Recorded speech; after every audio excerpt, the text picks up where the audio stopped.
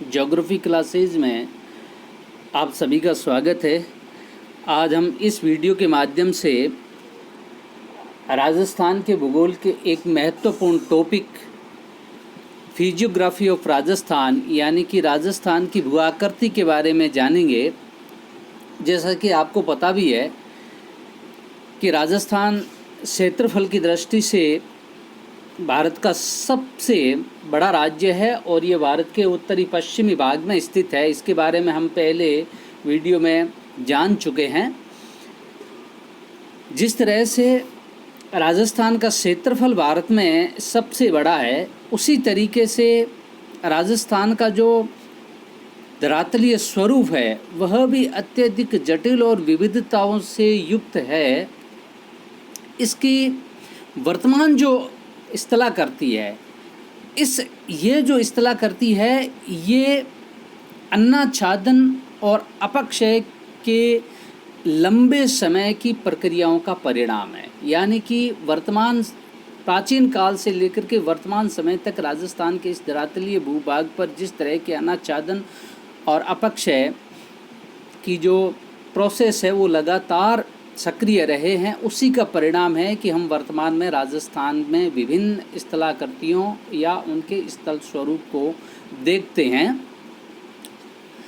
और जो अन्नाच्छादन और अपक्षय है जो लगातार होते रहे हैं, इसका प्रभाव हम राजस्थान के चट्टानी संरचना, उनके अवसादों के जमाव में भी देख सकते हैं। राजस्थान के भूगर्भीय के इतिहास में ही इस प्रदेश के भौतिक स्वरूप के निर्माण की गाथा छुपी हुई है। यदि हम राजस्थान के भूगर्भीय के इतिहास का अध्ययन करें तो हमें राजस्थान के भौतिक स्वरूप की जानकारी मिलती है और यह हमें चट्टानों की प्रकृति, चट्टानों के झुकाव, चट्टानों में विभिन्न प्रकार के वलन, रासायनिक संगठन इत्यादि के साथ साथ पृथ्वी की आंतरिक और बाह्य शक्तियों के प्रभाव के फलस्वरूप ही राजस्थान के वर्तमान भौतिक स्वरूप का निर्माण है वो संभव हो पाया है। जैसा कि अरावली पर्वतमाला राजस्थान की ही नहीं बल्कि विश्व की प्राचीनतम पर्वत श्रृंखलाओं में शामिल है और इसे हम अवशिष्ट पर्वत श्रृंखला की श्रेणी में रखते हैं। तो इस अरावली पर्वत श्रृंखला का जो निर्माण हुआ था वह हुआ था प्री कैम्ब्रियन युगीन। अरावली पर्वतमाला को हम विश्व की प्राचीनतम पर्वत श्रृंखला में शामिल करने के साथ साथ ही यह पर्वतमाला राजस्थान को दो भागों में विभाजित करती है, क्योंकि यह पर्वत श्रृंखला राजस्थान के दक्षिणी पश्चिमी भाग से होते हुए उत्तरी पूर्वी भाग की ओर जाती है। यानी कि ये राजस्थान को दो भागों में विभाजित करती है मोटे रूप से, जिसका पहला भाग है वो अरावली पर्वतमाला के उत्तरी पश्चिमी भाग में स्थित है और इसे हम विशाल थार का मरुस्थलीय भूभाग कहते हैं।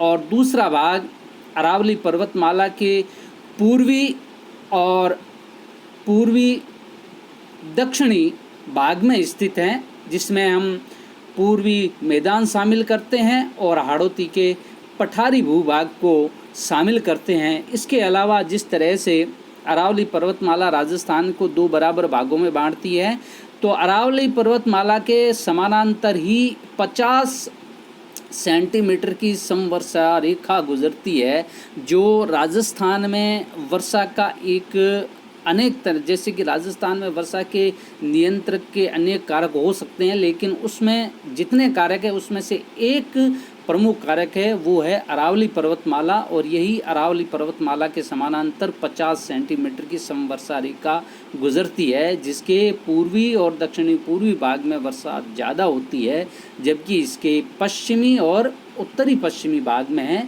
वो बरसात कम होती जाती है। अब यदि हम राजस्थान के भौतिक स्वरूप को जानने की कोशिश करें तो इसके संबंध में हम कुछ महत्वपूर्ण जानकारियाँ मिलती है कि राजस्थान का जो भौतिक स्वरूप है वो आखिर किस रूप में बना, जो आज हम देख रहे हैं। तो राजस्थान के भौतिक या उसके प्राकृतिक स्वरूप के संबंध में हमें 3 महत्वपूर्ण जानकारियाँ मिलती हैं। एक तो ये है कि अरावली पर्वत और उसके दक्षिणी पूर्वी भाग में स्थित हाड़ौती का जो पठारी भूभाग है, यह प्राचीन कालीन गोंडवाना लैंड का हिस्सा माना जाता है, जो कि जुरेसिक युग में गोंडवाना लैंड के विभाजन के कारण उत्तर की ओर खिसकने से निर्मित हुआ था। ऐसा माना जाता है कि जुरेसिक युग में जब गोंडवाना लैंड का विभाजन हुआ था और यह गोंडवाना लैंड का जो भाग टूट करके उत्तर की ओर खिसका था, तो उसी दौरान इस हाड़ौती के पठार का है वो हुआ था निर्माण। यह भूभाग जो हाड़ौती के पठार का जो भूभाग है, इसे हम प्रायद्वीपीय पठार का, जो कि भारत का एक प्रमुख भूआकृतिक प्रदेश है, इसी प्रायद्वीपीय पठार का हिस्सा हम हाड़ौती पठार को भी मानते हैं। इस हाड़ौती के पठार और अरावली के भाग को हम किस आधार पर मान सकते हैं कि ये गोंडवाना लैंड का हिस्सा है, तो उसके संबंध में हम भूगर्भिक चट्टानों के स्वरूप और खनिजों के साक्ष्य के रूप में प्रस्तुत करते हैं। जैसे कि हम अरावली पर्वत का जो अवशिष्ट स्वरूप भी इसकी प्राचीनता का एक मुख्य उदाहरण के रूप में प्रस्तुत किया जा सकता है। इसके अलावा जो राजस्थान के भौतिक स्वरूप का दूसरा मुख्य तथ्य है वो यह है कि राजस्थान का उत्तरी पश्चिमी थार का मरुस्थल है, इसे हम टेथिस भूसन्नति का भाग मानते हैं। टेथिस भूसन्नति जहां वर्तमान के अंदर हिमालय पर्वत स्थित है, वहां हिमालय पर्वत के निर्माण से पूर्व एक जो भूसन्नति स्थित थी उसे हम टेथिस भूसन्नति के नाम से जानते हैं। भूसन्नति दरअसल एक लंबी संकरी और उथली जलीय भाग होता है और जिसमें लगातार अवसादों के जमाव के कारण ऐसा माना जाता है कि पर्वतों की उत्पत्ति हुई थी। और पर्वतों की उत्पत्ति में भूसन्नति का सिद्धांत भी एक आधुनिक सिद्धांत माना जाता है और काफ़ी प्रचलित सिद्धांत है। और ये जो हमारा राजस्थान का पश्चिमी भूभाग है, ये माना जाता है कि इसी टेथिस भूसन्नति का भाग था। और जब टर्शियरी युग में हिमालय पर्वत का निर्माण हुआ था, तो उसके बाद जो सागरीय भाग है वह पीछे हटने के फलस्वरूप विशाल मरुस्थलीय भूभाग का है वो निर्माण हुआ था। ऐसा माना जाता है कि प्रारंभिक काल में जो पश्चिमी राजस्थान का जो थार मरुस्थलीय भाग है वह काफ़ी हरा भरा था, जहाँ सरस्वती नदी प्रवाहित होती थी। और कालांतर में भूगर्भिक हलचल के कारण यहाँ प्रभावित होने वाली जितनी भी नदियां हैं वो धीरे धीरे लुप्त होती गई और यहाँ की जो वनस्पति है वो भी नष्ट होती गई। और इस कारण वर्षा में कमी के कारण ये जो भाग है ये मरुस्थल में तब्दील हो गया। तथा वर्तमान में यदि हम देखें तो इसके उदाहरण के रूप में क्या प्रस्तुत किया जा सकता है कि जो राजस्थान का जो मरुस्थलीय भूभाग है यह टेथिस भूसन्नति का हिस्सा था और यहाँ जो महासागर था उसके पीछे हटने के फलस्वरूप मरुस्थल का विकास हुआ था। तो वर्तमान में पश्चिमी राजस्थान में स्थित खारे पानी की विभिन्न झीलें जिसमें सांबर, पंचपदरा, डीडवाना, लोणकरणसर, कछोर, रेवासा ये इत्यादि ऐसी खारे पानी की झीलें हैं जो टेथिस सागर के अवशिष्ट भाग के रूप में माने जाते हैं। और राजस्थान के भौतिक स्वरूप का जो तीसरा मुख्य तथ्य है या पहलू है वह यह है राजस्थान के पूर्व में स्थित जो जल्लोड का मैदान है, ये मैदान ऐसा माना जाता है कि जो गंगा यमुना की जो सहायक नदियां हैं, इन नदियों द्वारा लगातार अवसादों के जमाव के फलस्वरूप इस पूर्वी मैदान का निर्माण हुआ था। और वर्तमान में यह मैदान राजस्थान का एक प्रमुख उपजाऊ मैदान है और इस मैदान का जो जनसंख्या घनत्व है वह भी राजस्थान में सबसे अधिक है।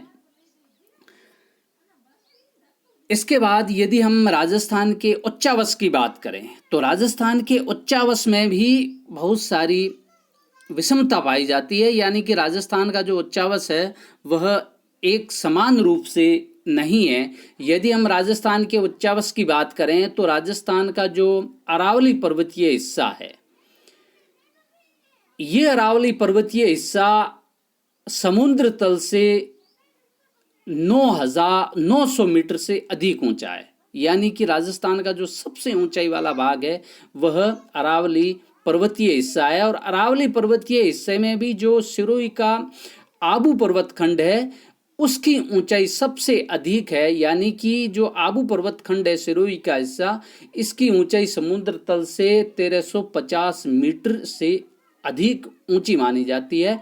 और राजस्थान में समुद्र तल से जो सबसे नीचा भाग माना जाता है वह पश्चिमी भाग में स्थित जैसलमेर का पश्चिमी भाग, जिसे हम सम का मरुस्थल कहते हैं मुख्य रूप से वो, और पश्चिमी बाड़मेर का हिस्सा, और जिस जहां हम, और दूसरा राजस्थान का एक प्रमुख जिला है जालोर।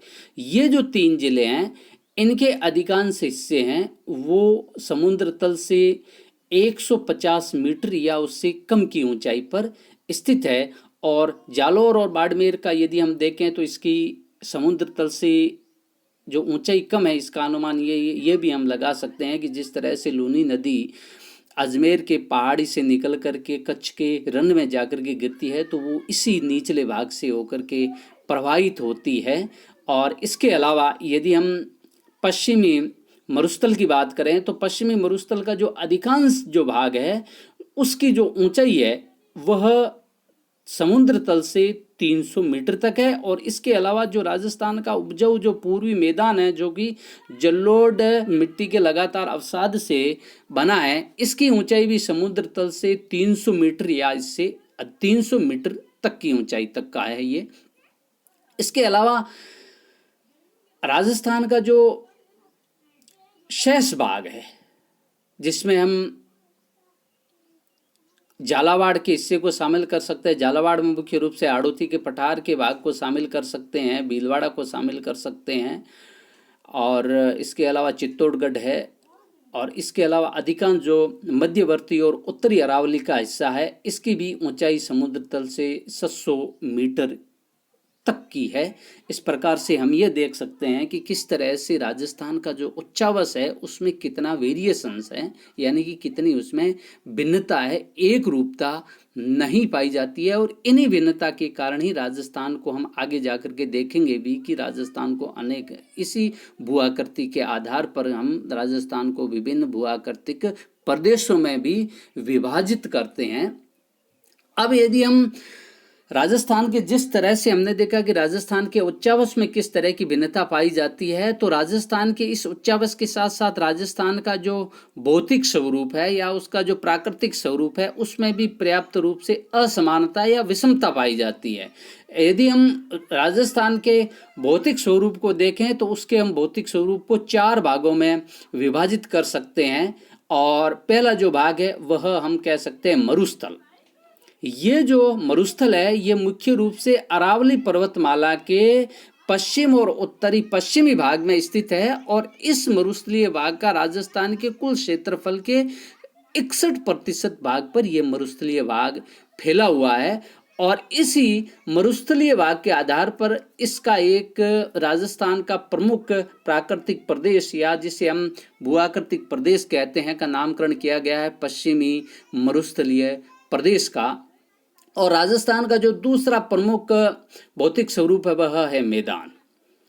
मैदान राजस्थान के कुल भौगोलिक क्षेत्र के 23.3% भाग पर फैले हुए हैं। और ये जो मैदानी भाग है ये मुख्य रूप से अरावली पर्वतमाला के पूर्वी भाग में स्थित है, जहां गंगा यमुना की सहायक नदियां मुख्य रूप से चंबल और उसकी सहायक नदियों द्वारा निर्मित जलोढ़ के जमाव से निर्मित यह उपजाऊ मैदान है। और इसका जो क्षेत्रफल है वो 23.3% है और इसे हम पूर्वी मैदान के रूप में जानते हैं। राजस्थान में पठार का भी विस्तार है। राजस्थान के टोटल भौगोलिक क्षेत्र के 9.6% भाग पर पठार का विस्तार पाया जाता है। और राजस्थान के जो पठारी भाग है उसको हम मुख्य रूप से हाड़ौती का पठार के नाम से जानते हैं और ये राजस्थान के दक्षिणी पूर्वी भाग में स्थित है।